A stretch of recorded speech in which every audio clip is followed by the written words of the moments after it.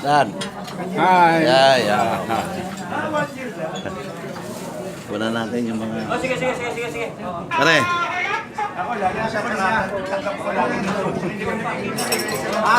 Good morning po. Morning. Enjoy your meal, ha? Enjoy your meal. Akong bahala dyan.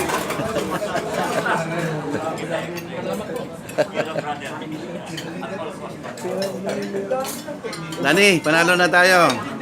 Ha? Kailan tayo makikita sa Malacanang? Panalo na po ba?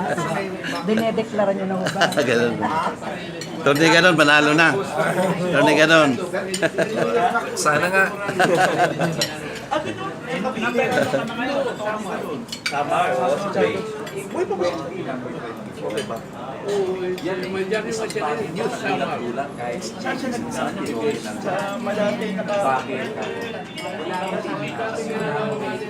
Morning, attorney. How's your beauty and your brain? Staying young and beautiful. Ganun. Always fine, kicking and healthy. Ganun yung sagot eh, no? Oo nga. Si attorney ang ang lawyer na napakagaling. Duterte ba yan? Ha? Duterte? Ano mo? Against oppression. Hindi pare, ano ito? Not them. Alam ko na agad, not them. Hindi mo alam yun. Correct. Not them, oo. Mabuhay ang manggagawang Pilipino. Tama ka.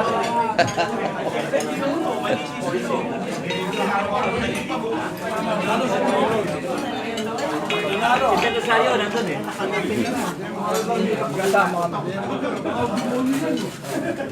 Kaya lang kung nag-shoot at number 1, iba na Patay ka, on. On lang? Ha? On lang? Oo, Sige. Sige, nuna ko na sila.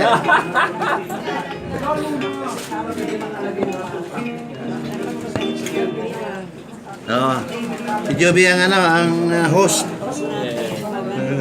Invocation. Ang dami ko naman ni Ay, thank you. Mark, pwede ka ba mag-prayers? Mamaya? Sa pagdarasal. Atin natin mag-asal. Nagreklamo, kumakain ako. Kaya nagtatan ako kami, tama.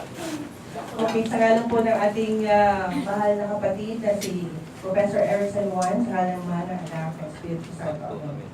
Panginoon, maraming pong salamat. Narito po kami ngayon sa balitaan para po pagsamasamahin ang aming mga adikain na mapabuti po ang bansa. Salamat po sa kaarawan ni Kuya Eric na nagbigay po ng pagkakataon para sa lahat na magsama-sama. Ligtas po ninyo kami ipinadala dito, Harinawa, ligtas nyo rin po kami ganyan sa aming kinaroroonan. Sa ngalan po ng inyong patnubay, gabayan niyo po ang aming mga gawain sa araw-araw. Salamat po at ang lahat po ay magsabi ng amin. Amen. Thank you. Birthday to you.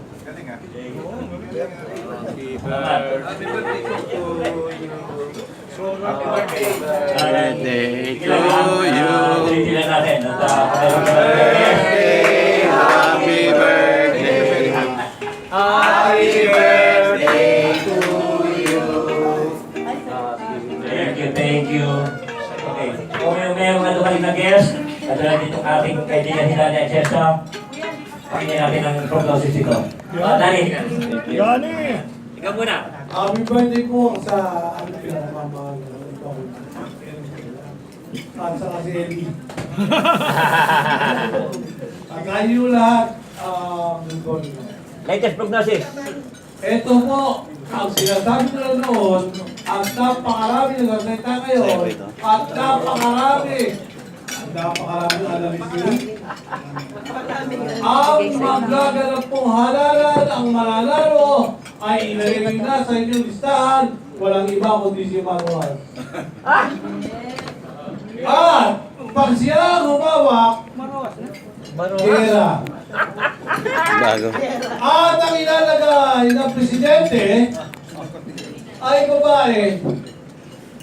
At yung po kumakampi doon sa isang lalaki na matapang, hindi po mananalo.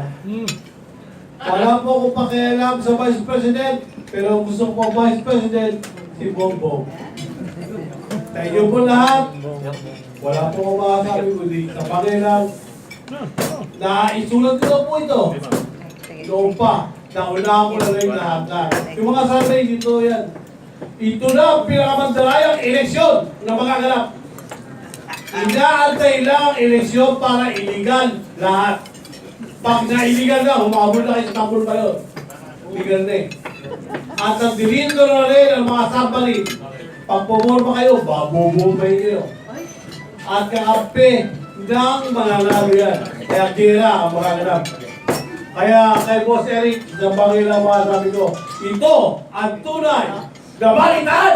Hoy, naman. Happy birthday! Ito ang tunay na balitaan. Sa inyo lahat, salamat po. Thank you, Nani, ha? At mabuhay ka. Okay, at okay, at hindi lang natin itong ginagawa natin dahil daling din si next Senator Lorna Kapunan at hopefully si Sharif Albani ay alam na nakakatuwa sa nangyari ngayon. At kita-kita natin kung bakit hinak yung Comelec. Kung hindi nahak yung Comelec, yung gusto mangyari dito mga Diyos ng Malacanang ang mangyayari. Pero ngayon, na hindi lang pwede nang itago yung hindi naman nilang forma, sorry na lang sila. Kaya, noong Sunday, ay gumalaw na rin sila para i-forma yung second option nila. Yan ang understory story niya. Kaya lang, hindi nila alam kung ano magiging outcome ng election na to. Hindi nila alam. I assure you that. Dahil hindi na sila may control ng system. Lalo-lalo na ngayon na ang gusto ma-preempt ng mga Diyos sa ibang bansa ay magkaroon ng peaceful transition dito at yumaman ng Pilipinas sa bagong gobyerno. Dahil pag yumaman ng Pilipinas sa bagong gobyerno, ito lang ang pwedeng maka-avert ng World War. Kasi ang timetable ng World War is between June 6, 2016, 666 onward. So we have to be aware about this. Hindi biro to.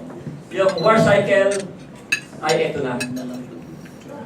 Economic crunch, saka yung malaking bansa, pagbagsak ng isa, domino. Bagsak lahat yan. So anong gagawin pag bumabagsak ang gobyerno?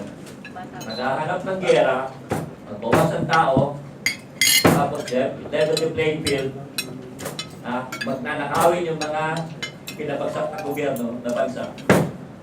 In the process, ganyan ang sistema ng war cycle.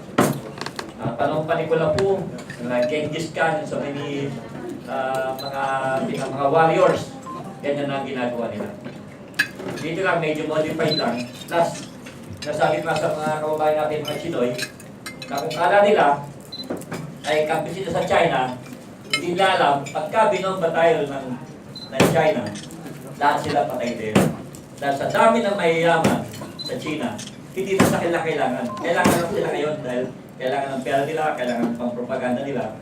Pero people like Jan, na Filipino na at heart, ay wipe out them in the process. So, I acknowledge my boss, si Unique Ban, nandito, ng Kadilang Bulletin.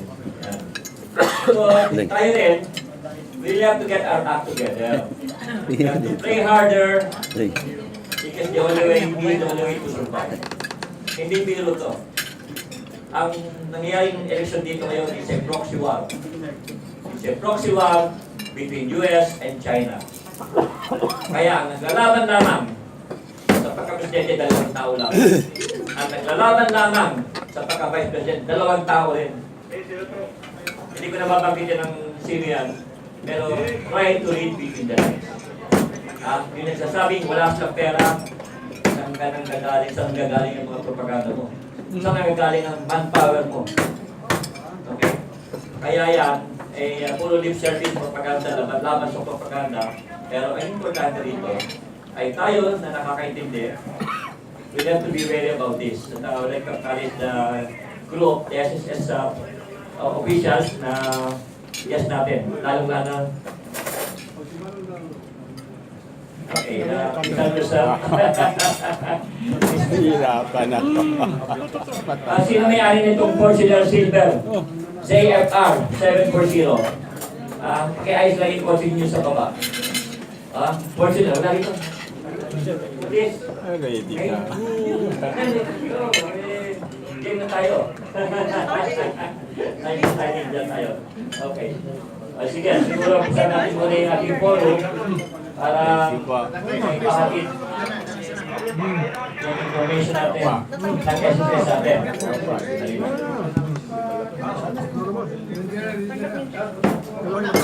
Bro, baliktad mo. Bro. Oo, baliktad mo. Pwede na ba? Oo. Ay, teka. Ikaw muna. Let us work on our skills.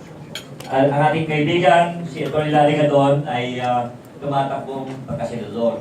Huwag niyong pababayaan itong ating kapatid na bihira ang ganitong klaseng tao na sincero na alam natin na meron magagawa para sa tayo.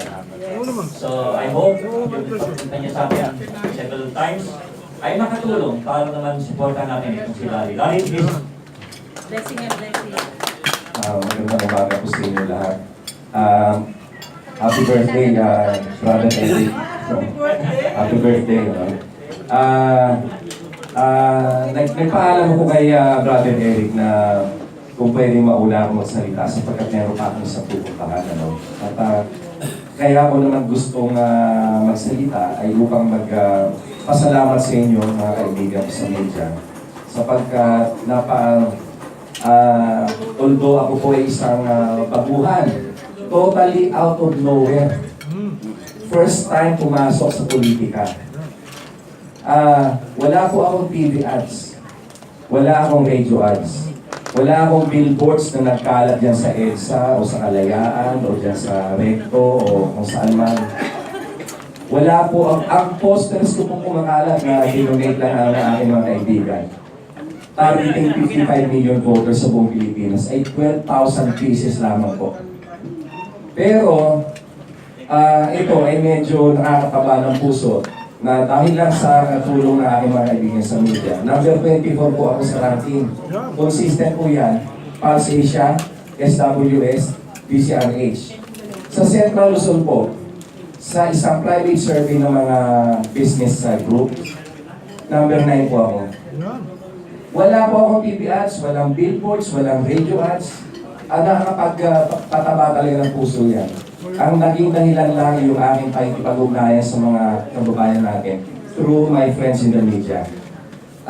Diyan po sa ranking ko na yan, tinalo ko po, nalampasan ko po yung mga sikat na mga congressman, incumbent congressman, former DILG secretary, even Greco na nag-file ng top cases at saka na Ticos machine cases, even Lola Kapunan na kumakalat ang mga billboard. Sorry pero yun ang resulta. So medyo nakakataba talaga ng puso. Kaya namomotivate ako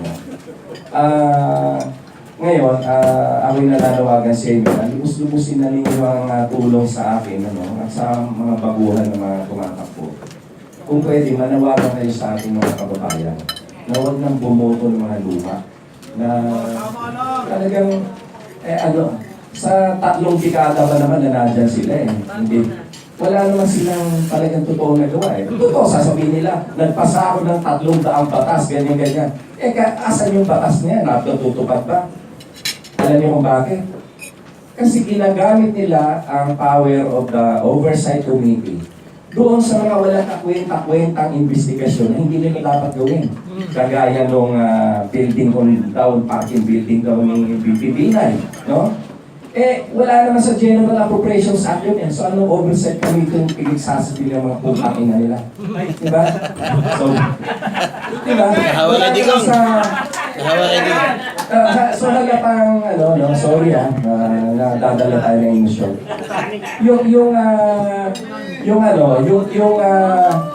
Kagaya nung nangyari din sa, yung dito sa,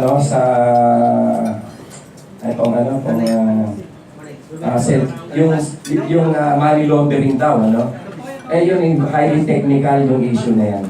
Highly technical. At ang may power to investigate niyan, Central Bank. Pero pinapangunahan nila. So ano ngayon? Sa halip tuloy na makagawa ng investigasyon nararapat ang Central Bank, nahuhol. Kasi merong decision sa Senate. Lumapel. Napakarami na sinasayang yung panahon. Ngayon, ang Oversight Committee dapat, ginagamit nila doon sa kagaya ng yung Renewable Energy Act. No? Bakit hindi matupad-tupad ng tama? Bakit hindi makatupad ng tama yan? Sa halip na yan ang reviewin nila, no? Yan ang mga kapataundan sa ating bansa eh.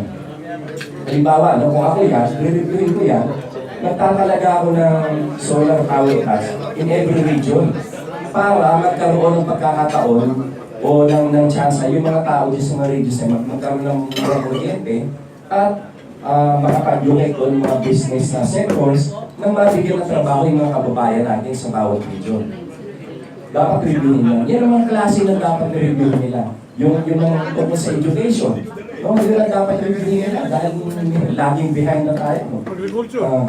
Sa agriculture, naku, katakot-takot yung lupa natin. Ano, Bakit pag-ilan mo yun? hindi reviewin yung mga bawas Pag-ilan mo lang natin mo dyan tayo. tungkol dyan sa Para hindi na sa water tatakpan siya. resources, no? Thank you, pare. Kasi kung ako tatanungin, maglalagay ako ng mga dam, mga bagong dam, lalo na dyan sa Northern Luzon, Central Luzon, sa ibang parte ng Pilipinas, sapagkat yung binibisita tayo ng less than 19 typhoons a year. So, bakit hindi imbaking yung tubig sa dam para pagdating ng panahon ng tag-init, may tubig para sa patanim. At hindi lang yan. Makakatulong din sa kuryente, no? Kung gagawin na yung mga dam na yan. Napakaraming dapat reviewin ng batas. Pero ang ating mga senador, mga congressman, wala nang binanggit sa kanilang kampanya kundi nagpasa ako ng 500 batas. Oo. Kaya anong resulta niyan, no? Kaya ako tumatakbo. Gusto kong ibigay ang aking kakayahan dahil hindi ako nagyayabang kasi bilang abogado, may advantage naman kami sa paggawa ng batas sapagkat yan ang aming forte. Kaysa naman basketball star, iboboto mo. O tapos ilalagay mo sa Senate, ano magagawa? Maglalagay ka ng artista dyan na walang nalalaman. Ano naman magagawa? So kaya ang lagay ng Pilipinas ganyan ngayon. O boksingero, no? Although tanggalin na si Drilon. Pangalan sa akin, pero hindi na nahulugan yun. Nakakainis nga lang number 3 siya. Palitan na si Drilon, palitan na. Oo, yung iba dyan, pakababoy na sa Senado. Pero, kaya talaga namang nakakainis na. Tanyera. Yun, madalas kami magkasabay ni Atty. Lorna Capunan. Ano? Sana ang iboto ninyo, iparating niyo sa ating mga kababayan. Ang iboto niyo, yun ang mga bago na meron tayong bagong pag-asa na magkaroon ng ating Oo. May bagong pag-asa. No? Oo. At saka hindi naman kami basta-basta na kandidato, no? Bukod sa pagiging abogado, di kalidad.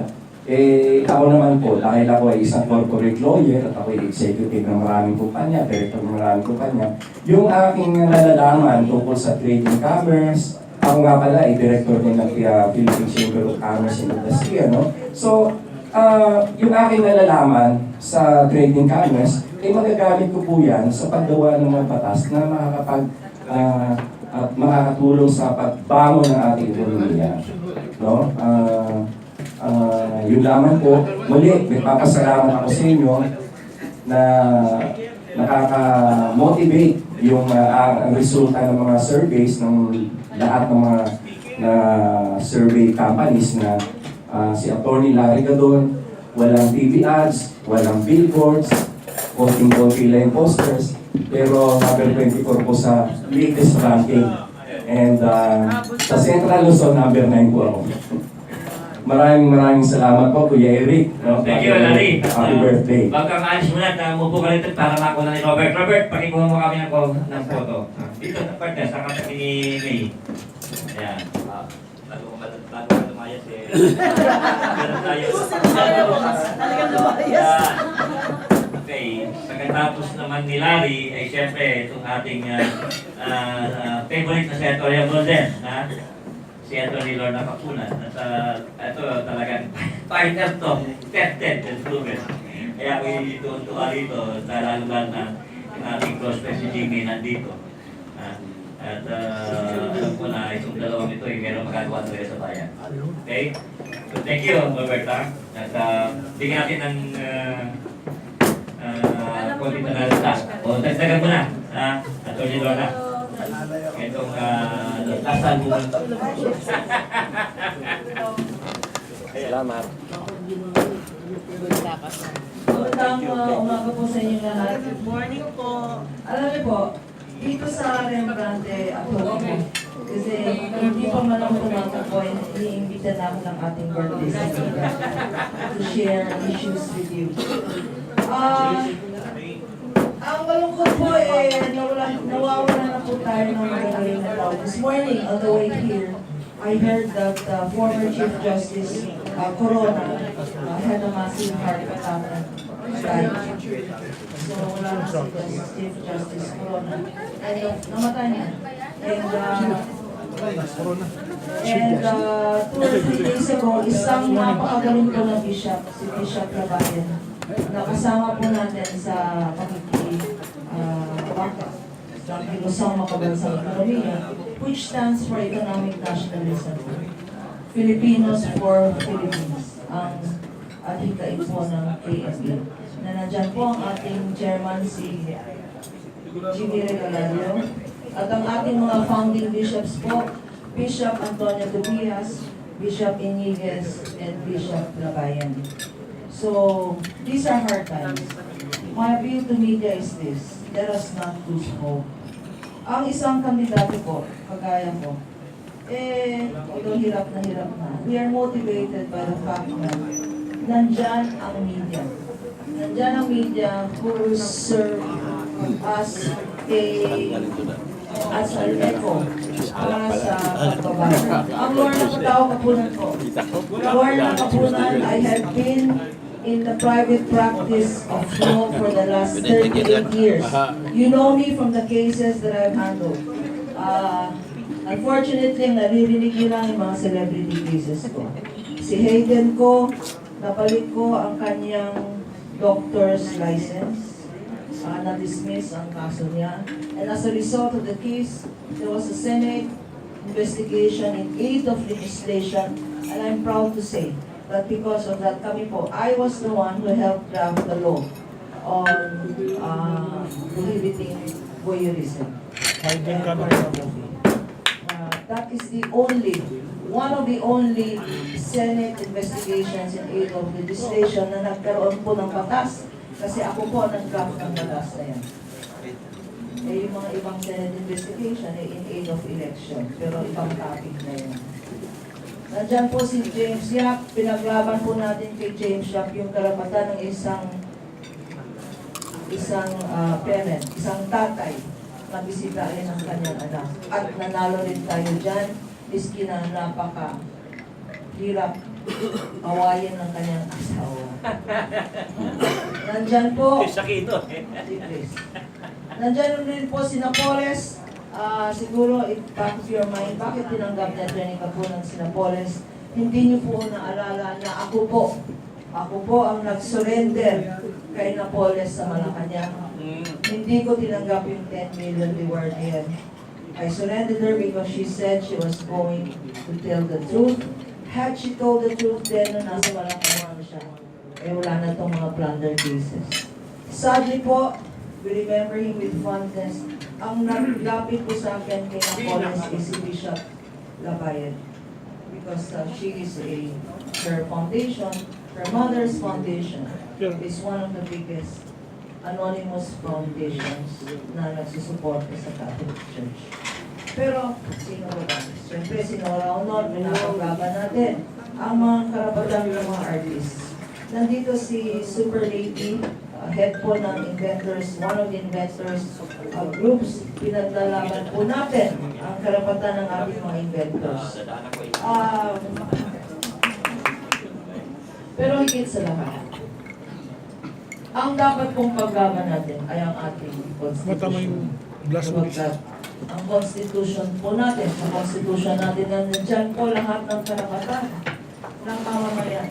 Karapatan po natin ang magkaroon ng trabaho. That is why, to create more jobs, we need Thank you, Doktora. legislation. Ang problema sa bayan natin poverty. Ang issue po ng poverty masasagot sa pagkaroon ng trabaho. Trabaho. How do we have jobs in this country? Pwede po tayo magkaroon ng trabaho dito kung meron po tayong legislation. Siguro paupuin muna natin si Senator. Acknowledge the arrival of Sharif Albani. Yan. Sabay tumatakbo ni Atty. Lorna Kapunan.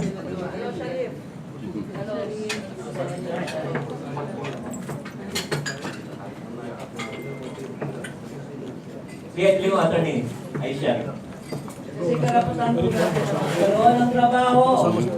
Anong nangyayari? Ang nangyayari dito po wala pong trabaho sapagkat napakataas po ng cost of doing business sa Pilipinas.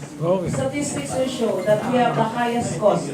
Pinakamataas po ang electricity sa Pilipinas. Pinakamataas ang cost ng transportation. Pinakandami ang bureaucratic red tape dito. Pinakamahina ang internet. Paano ka naman makaka-e-commerce? Ang mas kulelat lang daw sa atin ay ang Afghanistan sa internet. Pero sa Afghanistan po, may gera.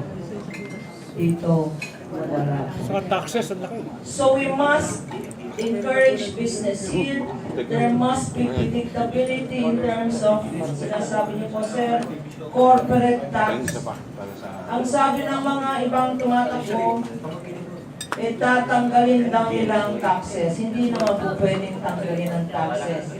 Yun ang pangako na hindi matutupad because the government depends on revenue from us. Paano natin isosolve yung problema ng kulang sa taxes? Ang solusyon po dyan, palawakin natin yung tax base natin. Paano gagawin yun? Ang nagbabayad po ng taxes ay mga taong may trabaho. Kung walang trabaho, walang magbabayad ng taxes. Hindi pwede yung kukonti lang sa atin na may trabaho, tayo ng tayo ang bibigyan ng mas mataas na So the solution to poverty in this country is legislation. Ang trabaho po ng isang senador ay hindi magbigay ng hospital, hindi magbigay ng, marami nagsasabi, bibigyan kita ng hospital, bibigyan kita ng skola, bibigyan ko kayo ng maraming ang tawag doon, eskwelahan. Hindi po yan ang trabaho ng isang senador. Ang trabaho ng isang senador ay para ipagtanggol ang karapatan ninyo sa pamamagitan ng legislation na sinusuportahan ang pagprotekta sa karapatan ninyo. Kailangan rin po natin, sapagkat ako ay isang abogado, nakikita po natin ang ating justice system na napakabulok na tawag na non-inclusive justice. Karapatan po natin ang magkaroon ng isang gobyernong malinis at matapat. Tignan po natin ang ating batas. Bakit po exempted from COA audit ang presidential discretionary funds? Bakit exempted from COA audit ang funds ng PAGCO, ang funds ng Philippine Charity Sweepstakes? Tayo po ay nasa Senado na. One of the priority legislation po natin is that all funds of the executive department, even if they are nominated as discretionary, will be subject to COA audit. Sapagkat nakalagay po sa batas natin, all public funds and expenditure of public funds must be accountable for and must be transparent. So, kailangan po natin ng isang honest government. Priority legislation din po natin ang Freedom of Information Bill, kung saan natin malalaman saan ba ginagastos ang calamity funds na yan. Sa pag-ikot ko po sa Mindanao, at napaksaklap po yung insidente sa Idapawan. Ang mga nagpapakain sa atin, mga farmers, sila pa ang walang pagkain. Those who feed us, sila pa yung nagugutom. At ang kapalit ng pagkagutom nila ay baril, ay bala. Hindi po pwede. Dapat po, tugunan natin ang problema ng ating magsasaka. Magkaroon po tayo ng genuine at authentic land reform kung saan matutulungan natin ang ating mga magsasaka. Isa po sa programa ng Partido Galing at Puso at ng Senador ninyo, Lorna Capunan, ay magtatag po ng National Irrigation System. Hindi po pwede na pati ang mga magsasaka natin, parang nagbabayad ng renta. Parang nasa isang apartment na nagbabayad ng tubig. Hindi po pwede yan sa mga magsasaka po natin. Dapat libre ang tubig. Sapagkat ang ekonomiya po natin ay dependent po sa agricultural sector. Hindi ko na papatagalan, meron pa tayong agenda. Sasabihin ko na lang yung aking agenda. I am running on an agenda of hope. H is for honest government. Kagaya ng sinabi ko, those public officials who should be accountable for public funds must be made accountable. Hindi ko pinapromise na 6 months, mawawalan sila lahat. Merong ang umiikot, sabi nila. Merong isang kandidato, pag inelect daw in 6 months, ayos na, wala na raw tao. Meron ng isang kandidato na nagpapangako in 6 months, wala na tayong pera. Meron lang naman isang kandidato ng presidente na magtataka ka, natapos na pala yung 6 years, parang 6 months lang sa kanya. So, hindi po tayo ganun.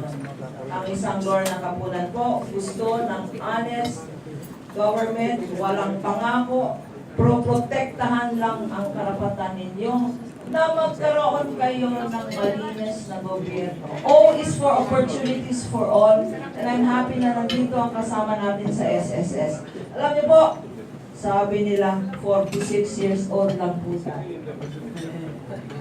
Salamat, Super Lady. Tayo sa invitation ni Mami. Bumabata tayo. Pero 64 years old na po tayo, senior citizen. Mukha kayong senior citizen lahat dito. Ganyan nandito si Ma'am sa SSS. Maraming salamat po. At hindi na pirmahan ng presidente ang increase na 2,000 pesos. Maraming salamat po. Sapagkat kulang yung 2,000 pesos na yan. Dapat pag-aralan natin magkano yung increase ng mga senior citizens retirement. Hindi lang sa SSS, hindi lang sa PSIS. Marami po mga senior citizens na unemployed na. Dapat po magkaroon tayo ng isang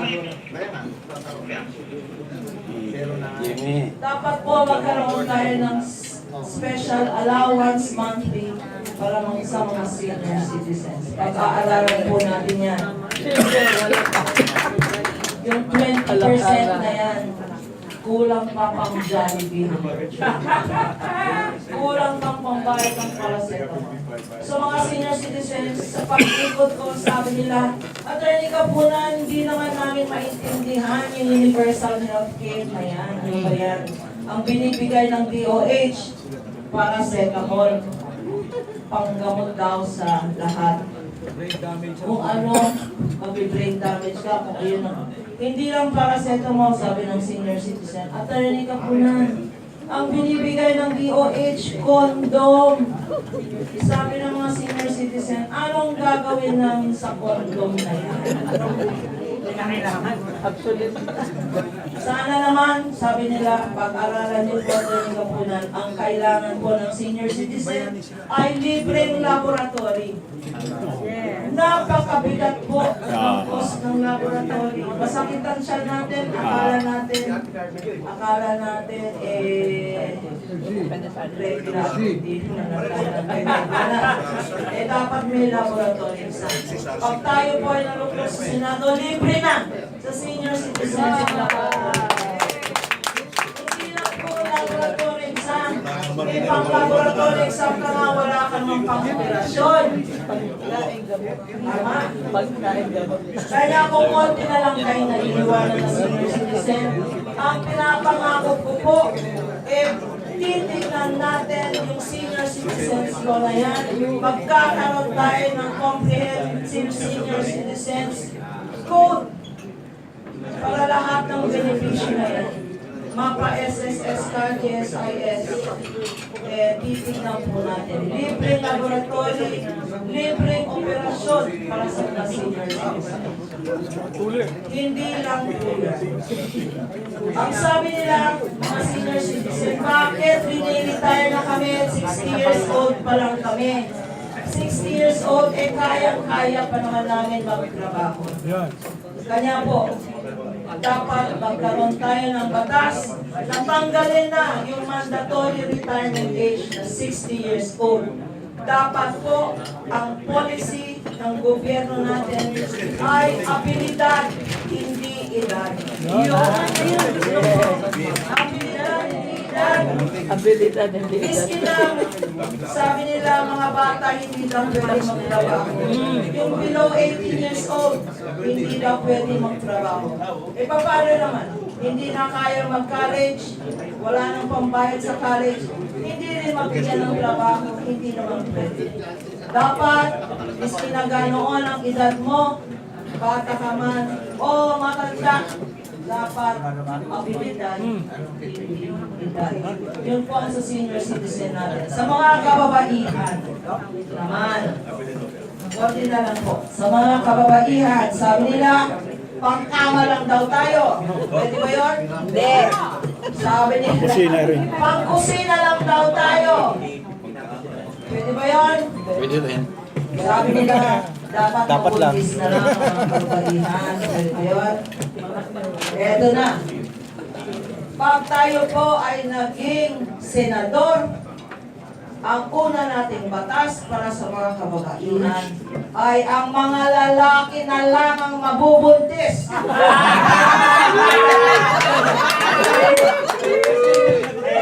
Yan ang gusto ng LGBT. Gusto ng LGBT yan. Gusto Para na. malaman ng mga kalalakihan na napakahirap mabuntis, napakahirap magpalaki ng anak, gumawa ng assignment, at mas mahirap magpalaki ng asawa. Kaya kayo na lang ang mabubuntis. Hindi kayo ng mga anak eh. Hindi pwede, me. Ganito. Ano ito?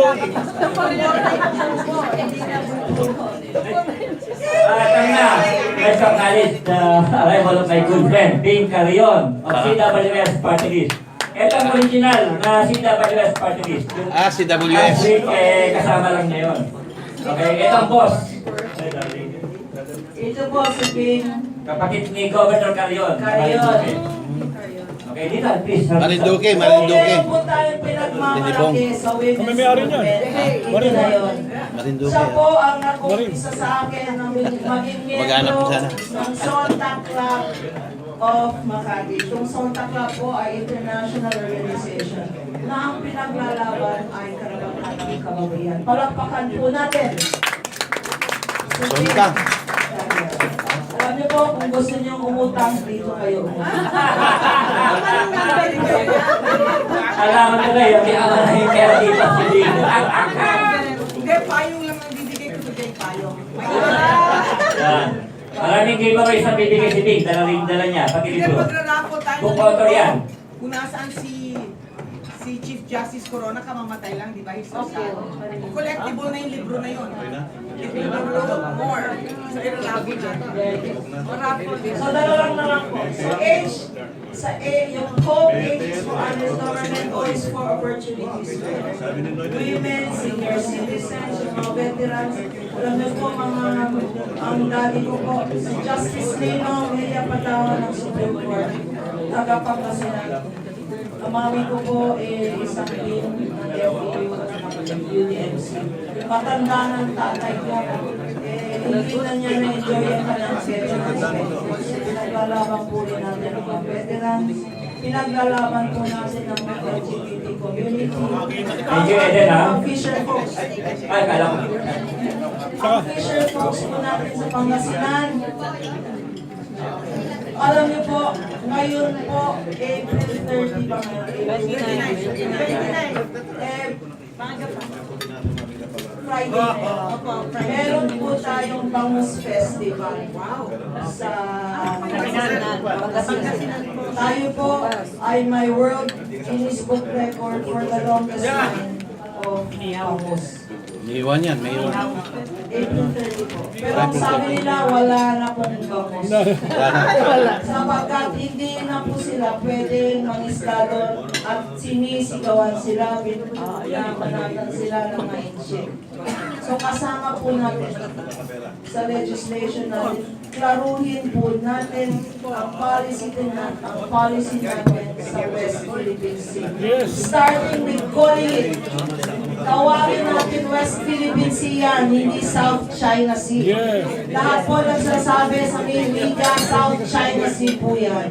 Tayong lahat, huwag natin tawagin South China Sea yan. Tawagin natin West Philippine Sea yan. Matulungan naman natin ang ating mga fisher folks. So, lastly na lang po, environment sa at edukasyon. Ang promise po natin, titignan po natin yung grade 12 na yan na hindi naman naiintindihan ng mga mamamayan natin.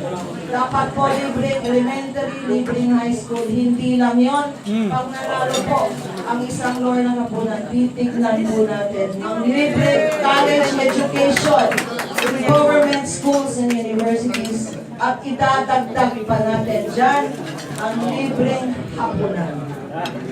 Hindi pong libreng hapunan. Libreng yun na lang po, that is my agenda of hope. Inventors! And for the inventors as a special class of people. Our biggest resource in this country is not money. Our biggest resource in this country is human capital. We need to support our inventors, we need to support our scientists, we need to support our human capital. Yun na lang po. Maraming salamat po. Please support my agenda of hope, honest government, opportunity for all, peace, poverty, employment, education, and environment, climate change. Sabi nila, Atty. Kapunan, isa na lang. Atty. Kapunan, sayang ang boto namin sa inyo. Hindi ka naman lumalabas sa survey. Ang sagot ko dyan, alam mo ba, maraming nagre-reklamo na walang nananalo sa inyo sa sweepstakes. Di ba? O bumibili ba kayo ng ticket? Hindi. Bakit kayo nagre-reklamo? Marami rin nagre-reklamo na hindi na naman nanalo sa loto. Bakit? Tumaya ba kayo? Hindi. Kanya, ganun po tayo. Kung mga gunggong ang ma-elect sa Senado na yan, sapagkat hindi nyo binili ang ticket of hope ng isang attorney. Laban po tayo. Thank you so much. Cheers! Cheers! Cheers! Okay, bago natin bigay sa ating ibang guest, no? Pakinggan natin ang ating opisyal ng SSS. Dahil itong si May Siriaco ay pagka napatingin dito talaga mayroong bagong update. Louie, buhay ka. May, bigyan mo nga kami ng update sa nangyayari sa SSS. Salamat din.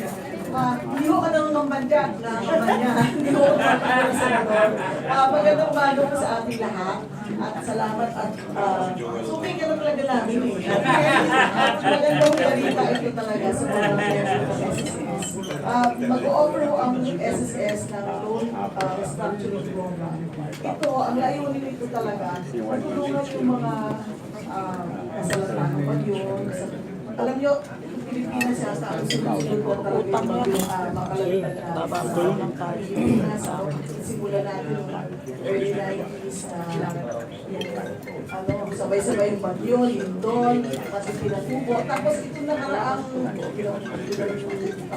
since 2009 ng Pondoy, sinunod-sunod tayo ng mga bagyo, tapos yung earthquake 2013. So, mag-offer kami ng restructuring program para naman yung mga hindi nakaka-avail ng benepisyo, lalo na yung mga gusto magkita yung mga ibang senior citizen dito na gusto mag-apply na ng retirement pero hindi nakaka-apply kasi nga may nag-ipong mga loans na nag-ipong na rin pati penalties and interest. So itong programa namin, i-offer namin yan sa taon, from started yesterday, launching namin hanggang isang taon until April 27 next year. So, once na bayaran natin yung principal at saka yung interest, yung kanyang mga penalties, mga na. So, suggestion ko, i-avail na naman ito, baka isang pagkakataon na lang ito kasi nahirapan din kami makakuha ng approval para dito. So, hihikayan namin lahat yung mga miyembro ng mga problema sa pagbabayad ng kanilang loan na applyan ng loan ito. So, meron siya ng announcement. Siguro ang sa mga detalye, yung application form pwede nyo i-download sa ating website www.sss.gov.ph. Tapos, pumunta sa pinakamalapit na SSS office para may-apply nila yung kanilang application. Tapos, pwede nyo naman check sa website yung mga guidelines o requirements. Actually, simple na yun. Magandang gabi po sa lahat. Maga. Magandang umaga po. Hindi, nakakita. Kaya, Sa inyo umaga. Thank you. Tatanong ko lang sa SSS, kasi hanggang ngayon tuloy-tuloy pa eh.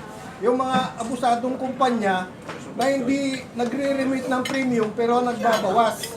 Ilan na ba yung napakulong ng SSS kung meron? Actually, marami daw po kami napakulong. Ito lang ang araw-araw taon. I think there were like...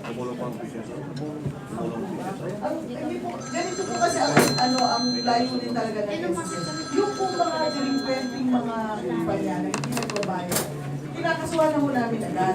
Pero, ang between the time ng financial na kaso hanggang sa kapag settle sila. Kasi ang kailangan naman po talaga, kapag settle sila, para naman mabayaran yung benepisyo ng mga nagro na empleyado ng Manila. Kasi kung hindi na po ikukulong din natin sila, hindi rin po mababayaran yung benepisyo ng mga empleyado. So, ang nangyayari po, sa kasuhan, lumalapit na po sila sa SSS para isettle po yung delinquency nila. At nangyayari doon, once mag-buy sila, nare-restore na lahat yung benefits sa mga empleyado. At yun po ang magandang kinalabasan ko pagka na-simula na yung kaso sa kanila. Mas madalas po nagsisettle sila. Kaya kukunti lang yung talaga nakukulong kasi mas madalas na magsisettle po yung employer. Pwede follow up? Follow up? Sige po. Kasi ganito po, no? Ano ba? Dalawa daw klase kasi ang SSS. Kayo po, isang tunay na SSS. At saka yung isang SSS, yung sobra sa sahod na ginagawa ng mga malalaking mall. Kinakaltasan, pero pagka dating ng 5 months, wala na, disregarded na yung contribution. Endo. Siguro po, ang sinasabi ninyo, may mga kumpanya na yan, mga nag-e-enroll. Kami po, minomonitor po namin ngayon talaga, yung mga malalaking kumpanya. Ang hahabulin kasi namin sa ganung kaso, yung naging agency nung mga contractuals. Kasi under the SSS law, pati mo yung agency na nag-hire ng contractual, dapat pinagbabayad niya ng SSS. So meron po kaming ngayon bagong monitoring system sa mga malalaking kumpanya. Ang nangyayari po, minomonitor din nila yung mga ganung empleyado na depende sa contract, pero dapat pinagbabayad na rin ng SSS. Okay, any other question? Thank you. Salamat din po sa tanong niyo. Okay, if none, punta natin si, panghuli natin yung pinakamaganda sa dulo, no? Dahil marami siyang gawing paliwanag sa atin. At pakinggan natin si Sharif Albani na tumatakbo rin, talong naman. Ito, number 1 man ako among the senatorials. Number 1 po Okay. niya. Sharif, update. Sa ngalan ng Diyos, na sa imawain, matulungin mapagmahal. Sa ngalan ng sambayanang Pilipino, from Luzon, Visayas, at Mindanao, sa mga kapatid kong Christian, nawa sumainong tunay na kapayapaan. Sa mga kapatid kong Muslim, Luzon, Visayas, at Mindanao, Assalamualaikum warahmatullahi ta'ala wa barakatuh. Una sa lahat, gusto kong batiin ang mentor ko, si Kairek. Happy birthday, Kairek. 40 years na si Kairek ngayon. At sa lahat ng mga tumulong, si Kaed, Monty Alegre. si Madam Jogi, si Royal Highness, kapatid namin,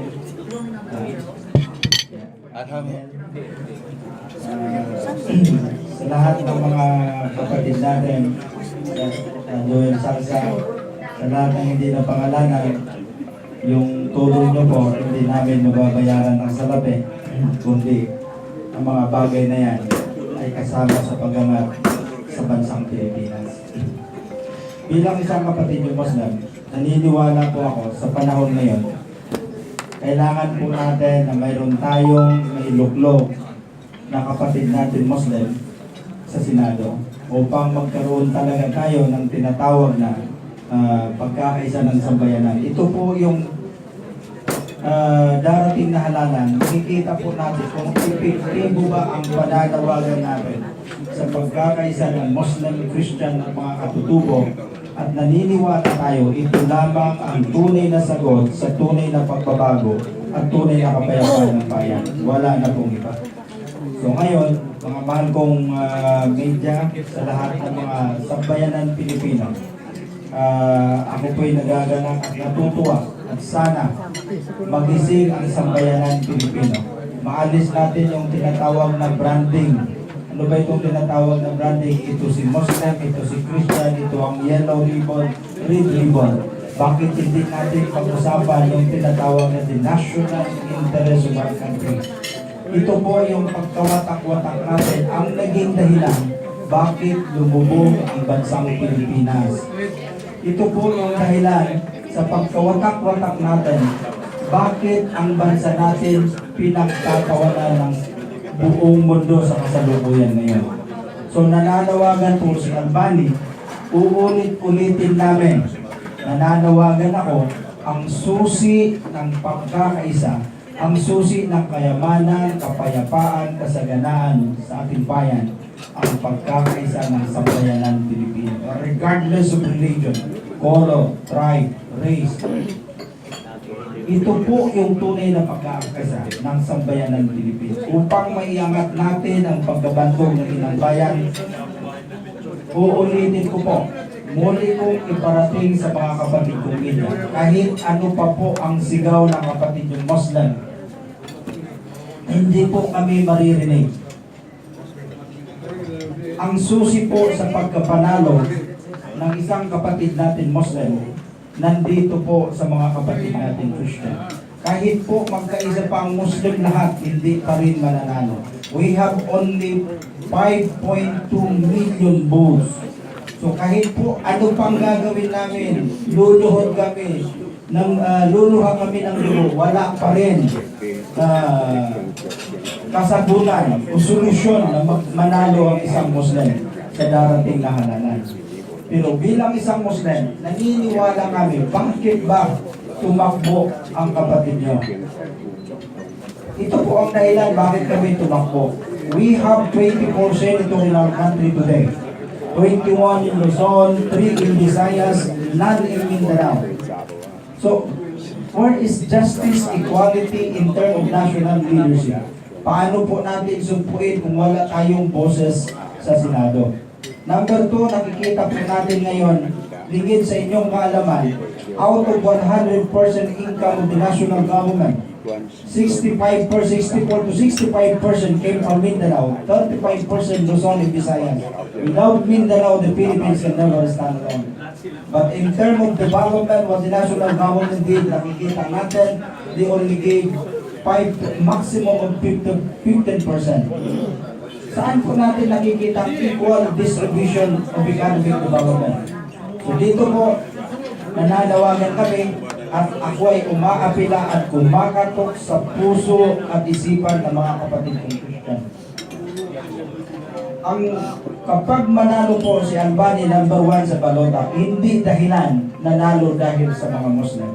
Nananalo kami dahil sa kapatid kong Christian, dahil sa sambayan ng Pilipino. Ibig sabihin, ipigtabo ang pagkakaisa ng sambayan ng Pilipino. Marami pong salamat. Nawa sumayin ang tunay na kapalaran. We'd like to thank Senator Sharif Albani dahil ito yung meron yung pang-schedule today. At I hope we will make it happen. Sharif, take care. See you later. Okay. Siyempre naman, yung ating beauty queen na nadulo, no? Si Bing Calion back sa long time friend at para kapatid ko, kaya ako ay tumutulong dito kahit sa radyo. Pakinggan natin ang kanyang party list group. Bing? Magandang umaga po sa inyong lahat. Ako po ay si Maria Rosa Calion, pero ang nickname ko po ay Bing. Nandito po ako ngayon, first po kasi para mag-greet kay Eric ng happy birthday. Kasi po, very good family friend po si Eric ng family ko. Natagal na po namin magkaibigan at marami po kami advocacy together kasi meron kami Philippine People Society, basta ito po. So marami na po kami nagsamahan. Ngayon, nandito po ako ngayon, kasi po meron po kaming party list. It's number 54. It's Construction Workers Solidarity. So, ito po, alam po ba ninyo na there's 15 million construction workers nationwide? And ang marami po sa kanila... Maybe nga, dahil lang. Pakitahimik lamang po para mapakinggan natin yung sinasabi ni Big. Okay. And ito po ay, sila po, marami po dito yung, yung subcontracted sila. Pagkatapos, ilang buwan lang silang may trabaho. So, ang amin pong layunin at adhikain para sa kanila ay mabigyan po ang lahat ng construction workers ng kanilang sariling bahay. Mahirap po yun Mahirap po yun, no? Pero ang gusto po namin magkaroon sila ng construction workers villages around the country. Kasi po ang gobyerno, nagpass na po ang Kongreso ng bill na pwede na mag-expropriate ng land na hindi ginagamit. So, pagkapanalo po namin, gusto po namin kumuha ng isang malaking lugar na ganyan at doon po namin gustong ilagay ang mga construction workers para sila na rin po ang magtatayo ng kanilang mga bahay. Ngayon, hindi lang po yun, no? Ang gusto po namin mangyari, hindi lang po sila matulungan, kundi pati pamilya nila. Kasi po at the end of the day, worried na worried din po yung nagtatrabaho kasi yung mga asawa at mga anak nila, wala sa school, ganyan. So lahat po yun gusto rin namin tulungan, no? Gusto po namin mag-set up ng mga co-op para sa mga asawa. Kakausapin po namin ang TESDA at tutulungan po sila, magagawa po sila ng mga uniform, magagawa ng mga mga ano, no, yung tuturuan sila nung mga nilalagay sa bote ng mga vegetables, yung ganun po. Tapos po yung buong village nila po, gusto po namin yun, ang kapaligiran po gulayan. Para hindi na rin sila lalabas, di ba? Doon na. At yung mga anak, gusto namin lahat nasa eskwela. So, lalagyan na rin namin doon sa looban doon ang sariling clinic. Tapos po, yun naman mga construction worker, gusto namin may accident insurance. So, pinakausap na namin yung tatlong pinakamalaking mga mga insurance companies like Sun Life, Manulife, Velam, at tinitingnan po namin which one ang merong pinakamalaking matutulong na mababa lang. Kasi po palagay ko marami sila, marami ang construction workers, maganda rin na ang premium nila mababa. Yes. Ganun po. At gusto po namin silang bigyan ng dignidad ng kanilang pagkatao, di ba? Para plano po namin yon, gusto po namin silang lahat i-ID. Yan. Gusto namin bigyan sila lahat ng ID. Correct. Na pag nakita, kasi po gusto namin yung CWS parang brand. Pag let's say nag-apply po, example, sa SM, sa Sony, sa Picon, pag sinabi, ay, CWS yan, kuhanin natin. Magaling nga. Gusto po namin ganun. Pero syempre po, gusto namin, dadaan din po sila sa proseso. Kasi hindi naman pwedeng bibigyan lang agad ng ID. Construction Worker Solidarity. Magbibigay po ako ng aming, nandiyan po yung pamphlet namin, kung ano po yung advocacy namin. At gusto ko po malaman ninyo na ako po ay advocate, hindi po ako politician. Ang pag sinabi po na hindi gagawin namin, gagawin po namin yun. Kasi ang gusto lang po namin, sinabi nga ni Senator Lorna, we like to uplift people. Yes. Gusto namin inaangat ang Filipino kasi dapat karapat-dapat yun, importante. At the reason po na napapunta ako dito kasi po, I'm a small contractor, I build homes sa village namin. Nakita ko yung mga problema. O pupunta sa iyo, katapos pumunta ka today, advance, okay lang, di ba? Pero next day, lasing. O di siyempre, hindi makakatrabaho. So kakausapin mo naman sila lahat.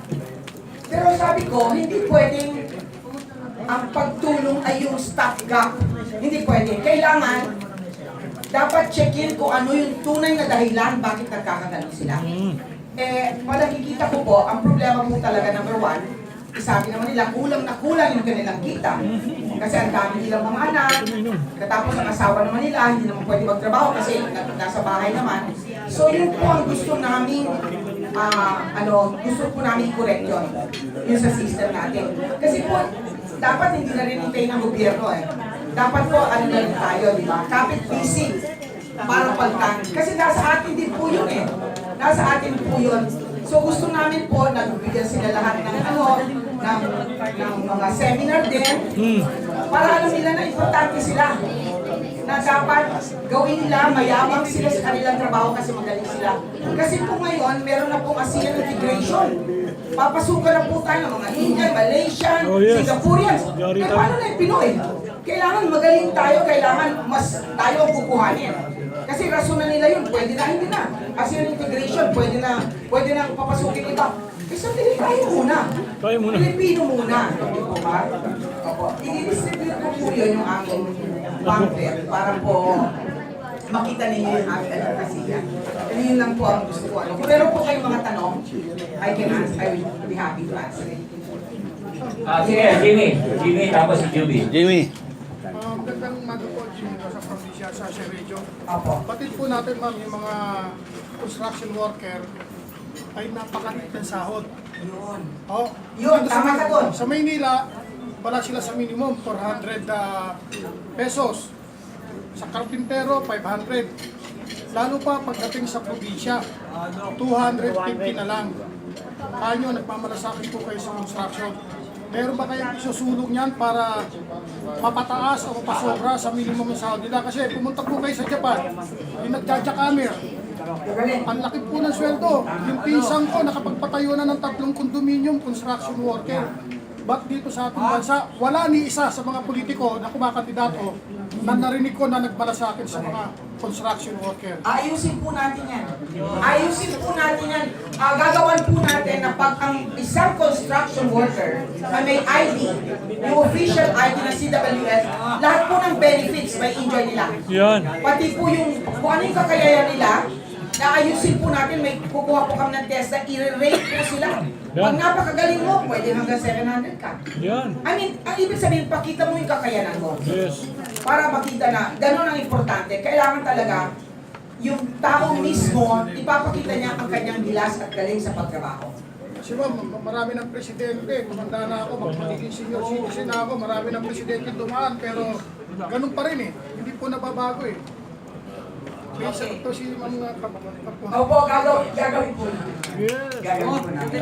So, huwag po ninyong kalimutan, 54. Pag nalimut, Highway 54.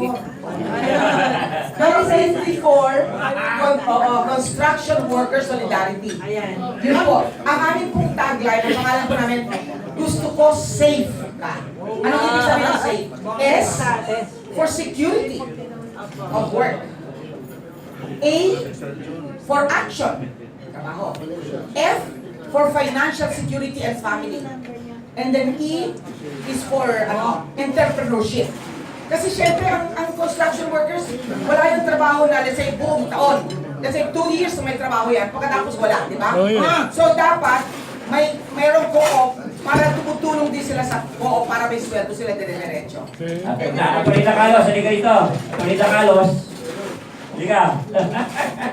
Like to acknowledge the chief, the boss, the little mayor of San Juan, Attorney Carlos.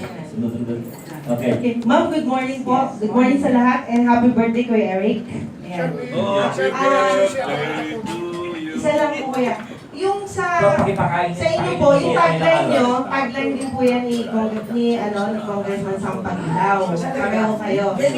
Anyway, gusto ko lang po sanang imungkahin din sa inyo na sana mapatupad nyo yung kaligtasan ng mga construction worker. Unang-una dito ho, kahit hindi marunong pumukpok ng martilyo, pinagtatrabaho.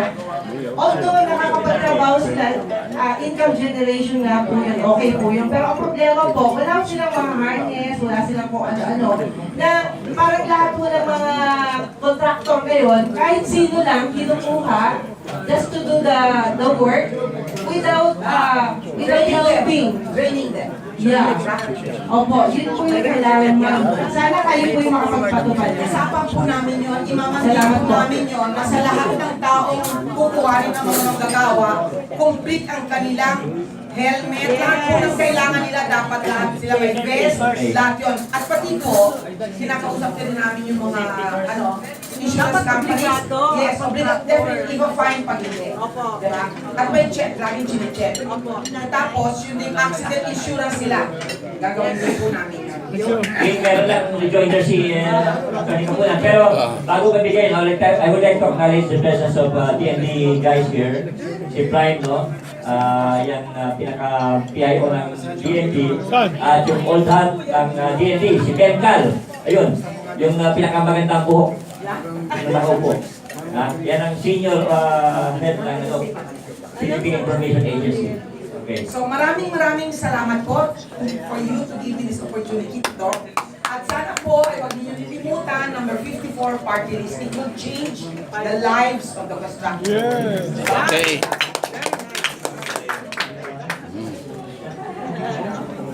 I would like also to acknowledge and thank Tanduay through the help of Sharon Tan. Thank you, Sharon. Okay. Yun yung sagot sa construction workers. Part po sa plataforma ng isang plataforma laban para sa karapatan ng mga workers. Ang sabi po nila, dapat bigyan natin ng decent wages lahat ng mga manggagawa. Ang mga pag-umiikot po ako, ang sinasabi ng mga manggagawa natin ang wages nila ay hindi daw living wage, living wage daw. Tamang-tama lang pang living. Dapat palitan natin yan. Tanggalin natin yung mga wage orders. Naku, May 1 lang. Every May 1 lang, tinitignan ng gobyerno kung anong dapat ang minimum wage. At iba-iba pa ang wage structure,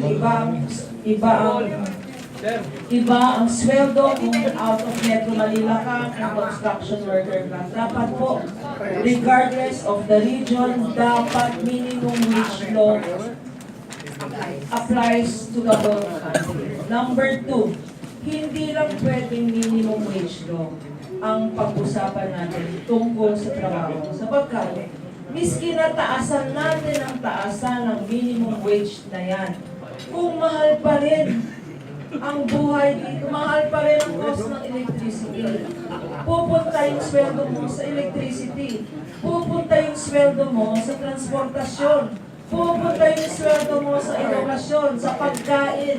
Kaya po, kasama po dyan ng pag-increase ng living wages, hindi na living wage, living wages, dapat po i-rationalize natin. Alam niyo po, in the long term, dapat wala ng private company. Tanggalin na natin yung monopoly na isa lang ang may-ari ng ilaw, ng transportasyon, ng komunikasyon. Ang problema po natin, privatize po yan. Kung malinis ang gobyerno natin, dito lang sa bayan natin, na ang public utilities ay nasa private hands. Dapat ang public utilities ay nasa gobyerno. Ibalik natin yan para ang motivation is service, hindi profit. So sinasabi ko po sa inyo, ang sagot po dyan, uniform minimum wage for all kinds of workers. Mapa-construction, mapa-office worker, Number 2, tanggalin na po natin yung napakasamang practice ng contractualization. Ang nangyayari po dyan, unless kontrata talaga na may fixed term na contract, ang nangyayari po dyan, wala akong nagiging permanent na empleyado. Sapagkat, tinatanggal pag tapos ng 6 months, tinatanggal na para hindi maging regular na employee. Magdagdag mo to. Pwede di ba itagdag? O gusto magagalit? Marami sabi mga journalist na nandito ay wala ko sa minimum. Ang ginagawa ko ng mga may-ari ng dyaryo per column each. Kaya maraming mga journalist na graduate ngayon na nakatenga. Paano po natin mabibigyan ng magandang sweldo itong mga kapatid natin, mga kasama natin sa hanap buhay na journalist? Ako, katulad na rin sabihin natin, bagong graduate ako, gusto ko mag-apply sa isang imprenta, mag-OJT muna ako. Ngunit, after 3 months na OJT ako, ay susweldo ko, susulat na ako per column each, lalo na sa tabloid. Paano nyo magagawa ng paraan? Ganon din po sa radyo, nadadama po rin namin yan. Ako, 10 years ako nagtrabaho sa Sunshine Radio, bago po ako na regular, natuwa naman ako. Talagang nagsikap po ako. Pero paano po yung mga bago? Paano yung mga sumusulat sa dyaryo? Per column each lang yan, binabayaran. 50 pesos per column each. Paano mabubuhay? Makakabuhay ng pamilya yun. Pwede nyo pag-isama yan doon sa inyong programa. Kaya po, kasama po lahat ng employees. Whether you are in media, lalo na sa media. Kasi kailangan natin ng malinis na media. Kung minsan, kasi hindi naman tama yan yung binibigay sa inyong sweldo, ito nagpapabayad na lang kayo sa mga ibang So nawawala ang independence ng media. Kaya kailangan po, all laws on labor and labor standards applicable din sa media. Alam niyo po, ang lahat ng media ay may ombudsman. Yung gawain dapat siya ng ombudsman ng media. Gagawa po tayo ng batas na kasi ang media napakalaga, sabi nga nila, the fifth state ang media. Dapat meron tayong accountability. Hindi naman kinecurtail ang freedom of speech. Pero freedom of speech with responsibility. And to address the issue of responsibility, dapat tama ang sahod ng media. Yes. So, part po ng plataforma natin dyan, decent, uniform, living wages, hindi lang minimum wage, living wage accompanied by decrease in the price of public utilities. Scholarships available sa mga, especially sa mga media. Kayo po ang number one frontline sa violation of human rights. Kayo po kasi sa media, we are the number one country in the whole world na binabaril ang media dito. Speaking of that, kasi aalis na po ako. Sana masulat niyo po yung aking bagong problema. Yung tinatawag na laglag bala. Tanim bala sa Manila. Sa Samar po, hindi po tanim bala, tanim granada. Ang nangyari po, at pinag-uusapan po natin ang Samar. Meron po isang governor dyan, kaya namin tinutulungan, babae po ito, si Governor Sharif Khan ng Samar. Ang kalaban po niya ay isang partido ng kapatid ng no less than the Secretary of Local Government, si Secretary Sarmiento. Kalaban ng babae, wala naman guards kung isang doon. Ang nangyayari dyan, violation of human rights, pinapasok, madaling umaga, ang bahay ng mga supporters. Yung mga youth volunteers, tinataniman, dinalagyan ng granada at explosive. Hindi po ipento to, there are 60 PNP employees under the control of Secretary Sarmiento na ginagamit para iprotektahan ang kanyang kapatid na kalaban itong Governor Sharif Khan na isang babae na kawawa naman. Meron po kaming final sa COMELEC na gawing under COMELEC control ang Samar. Sapagkat is one of the provinces na considered every election year na hot. Yes, yes. Hanggang ngayon, ang press release ng COMELEC ay tungkol sa makina, ay tungkol sa papel, ay tungkol sa saan gagawin ng eleksyon, sa air-condition mall ba or sa eskwela. Ang pinag-uusapan dito sa Samar ay hindi makina, papel o mall. Ang pinag-uusapan ay buhay. Araw-araw po may affidavit kami, 2 or 3 people are shot every day. Hindi po nalalagay sa dyaryo sapagkat kayong media, matatakot ata kayo kay Secretary Sarmiento na nangyayari ito sa Samar. So ang challenge ko po sa media, sana naman i-report itong police brutality. Laglag na incident kay Governor Sharif Khan sa Samar. Maraming salamat po. Sa Commission on Human Rights, sabi nila, it is a clear violation of human rights. Maraming salamat po. Thank you, Senator Lola. Nanalo ka. At meron ka tanong dito, no? Si Mark Texon. Pilipina tayo sa anina. Si Mark, tapos si... Pilipina tayo sa anina. Tapos na si... So, ibon niya, dito ay hindi naman sa anina. Dokumento lang ako sa sinabi ni ako ay natutuwa na ang pag-reforma nito kung paano mapababa Ang mga yasi, kabiyan, ang mga ibita dyan nila. Huwag yung tuwan sige ito. na libro ng title, The Dark Side of Legislation. Ngayon, meron concrete steps, I'm sure, na pag-implement bababa ang rate ng polymer. Ang isang example dyan, meron na Supreme Court decision na 20% lang ang ng Mirato. Yung submission nila sa SEC noong 2014, 25% na ang return on equity. Ngayon, anong justification nila? Yung PBR, yung performance based regulation. But that cannot override the Supreme Court decision. Dahil parang batas na yan eh. Iwan lang sa ilalim. Tapos, halimbawa, merong feed-in tariff para sa solar, sa wind. Ang isang recommendation ko yan, mag-set ng specific power generation rate base sa uri ng power plant. Halimbawa, mura lang ang generation cost ng hydro, ng geothermal. Kung yung mataas ang production cost, mag-set ka ng mataas na rate, di dapat yung mababa ang production cost, mag-set ka ng mababa rate. Hindi ka mukha ngayon na labong posible presidente, kay mababa, kay mataas, iisa. Eh, siyempre, yung mataas sa pupo din, dahil malulugi ka eh. Kaya, parang, merong undeserved bonanza yung mga low production costs na pinapalitan. Ngayon, sample lang yan. Ngayon, dito naman sa mga sa road, halimbawa, sa mga toll rates sa mga kasada. Ang isang example dyan, yung sa Pinagon na Expressway, 35 billion ang construction cost. Walang public bidding na lowest production, lowest construction cost.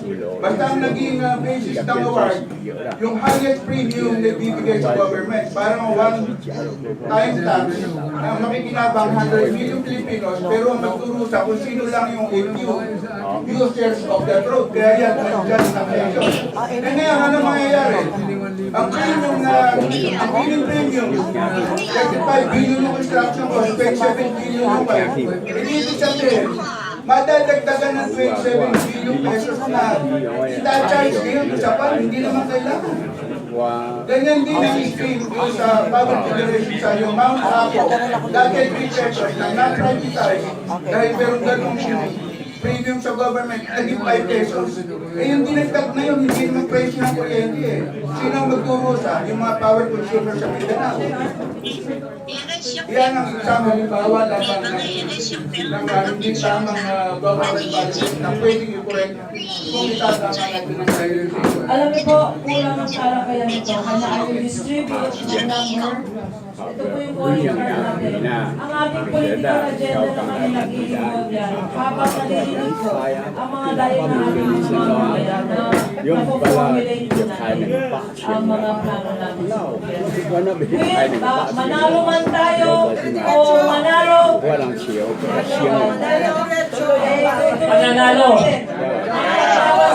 Mananalo. Ito ba, you want my number na dito po yung calling card natin?